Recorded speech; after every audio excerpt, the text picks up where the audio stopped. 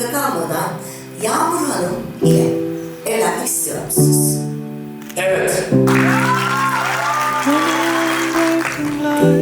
Yağmur Hanım kendi özgür iradeniz ve kimsenin hiçbir şey etkisi altında kalmadan Gökay Bey ile evlenmek istiyor musunuz?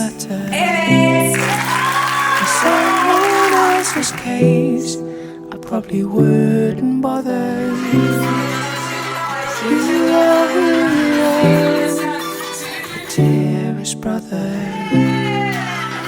dearest brother, dearest brother.